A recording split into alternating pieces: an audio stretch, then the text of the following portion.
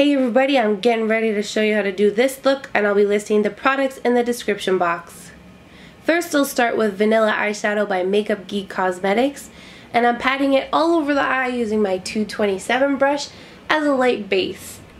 I want to make sure it's nice and smooth and even, but focusing mostly on the lid. Next, with Barcelona Beach, I'm going to lightly define my crease, but I actually want to make sure that I'm darkening it mostly towards the bridge of my nose, just above my inner corners of my eyes. I want it to be a little bit darker there, and I'm going to cut that shape out with a darker color later on. But I want to make sure this is really blended, because when we lay down the dark color, it'll blend in a lot more flawlessly now that there's a lighter transition shade to help us blend it.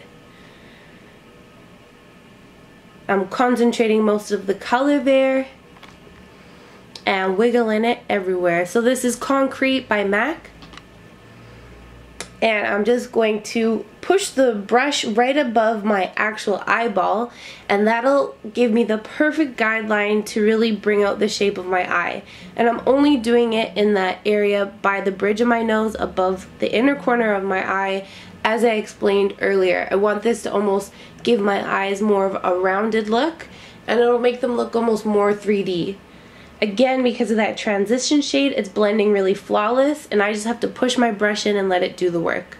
So this is my liquid liner by The Balm Cosmetics, and I'm flicking out a wing. I'm letting the liner get gradually thicker towards the outer edge, and once I've got my line there in place, I'm going to start from the tip of the wing and drag it into the center of my eye. If you've got kind of a hooded eye, you might want to square off the tip of the wing, just like this. That way when you're looking straight ahead, it'll look really smooth and flawless. When you look down, you might see it a little bit squared, but that's a good way to get a wing if you've got a hooded eye. Now this is Concrete Eyeshadow again by MAC, and I'm connecting it to my winged liner. And this will draw my eyes open a little bit more. I'm stopping just before the inner corners of my eyes.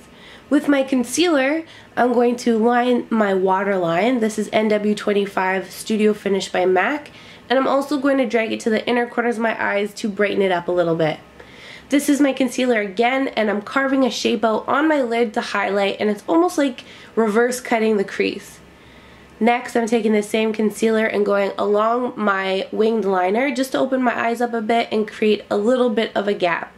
This will make your eyes look even bigger and kind of is a cool effect for what we've done here. Next, with my mascara, I'm going to put on way too much mascara and comb out any clumps as I see them, but I kind of want this to be a little bit more spiky because of the eye shape we did. So now I'm going to really badly make a mess of my lips because I put on a really glossy lip moisturizer ahead of time, and that makes putting lip liner on a lot more difficult. As soon as I rub my lips together, it bleeds everywhere. So anyways, this is Magenta Lip Liner by MAC, and I'm trying to put in a shape, but as I said, as soon as you rub your lips together, if it's too glossy, it just moves around everywhere. But I already started, so I just went with it. Next, I'm using Utopia Lip Velveteen by Lime Crime, and it's a really gorgeous fuchsia kind of magenta color. And I'm starting in the center of my lips and dragging it towards the outer edges. Again, this is a really matte product, but because my lips were glossy, it kind of moved everywhere. So at the end, I ended up just putting on a nude lip. But this is the finished look with eyelashes on, and thank you all for watching. And don't forget to share, subscribe, and follow, and stay pretty. And I'll see you next time.